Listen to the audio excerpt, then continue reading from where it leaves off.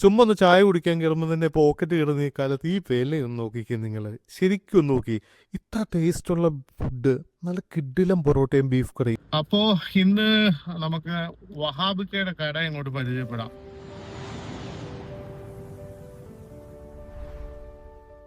ആലപ്പുഴ ഹരിപ്പാട് ദേശീയപാതയിൽ അമ്പലപ്പുഴ ജംഗ്ഷന് സമീപമാണ് ശരിക്കും ഈ കടയുള്ളത്. അമ്പലപ്പുഴ ദേശീയപാതയിലല്ല, അവിടുന്ന് ഇടത്തോട്ട് ചെറിയൊരു റോഡുണ്ട്.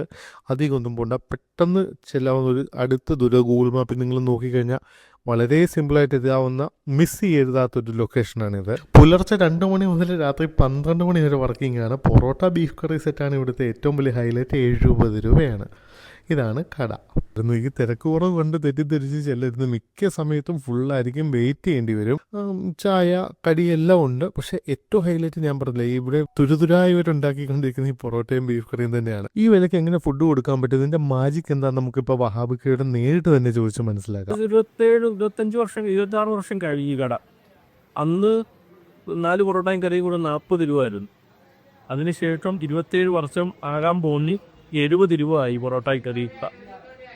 70 രൂപ ആയി. ഇപ്പം ഇപ്പോഴത്തെ ഈ ബീഫിൻ്റെ വില മുത്തലും ഇപ്പോഴത്തെ ഈ വില കൂടിയത് കൊണ്ടാണ് ഇപ്പം ഈ 3 സ്റ്റാർട്ടായത്. ഈ 70 രൂപ കൂടി ഇന്നലെ ഇന്ന് അധികം കൂടി.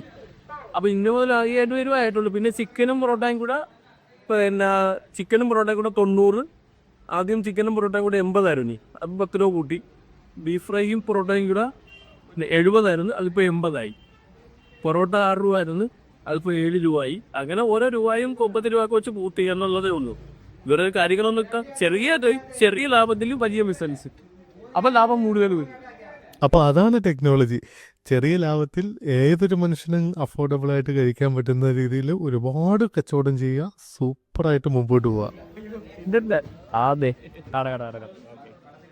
ഒത്തിരി പോക്കറ്റ് വലിച്ചു കീറാതെ നല്ല ഭക്ഷണം കൊടുക്കാമെന്നുള്ളതിൻ്റെ ഏറ്റവും വലിയ തെളിവാണിത്. എന്തായാലും ഇത് മിസ് ചെയ്യരുത്. എന്തായാലും നിങ്ങൾ ആലപ്പുഴ വഴി സഞ്ചരിക്കുമ്പോൾ ഒരു തവണയെങ്കിലും ഇവിടെ കയറും.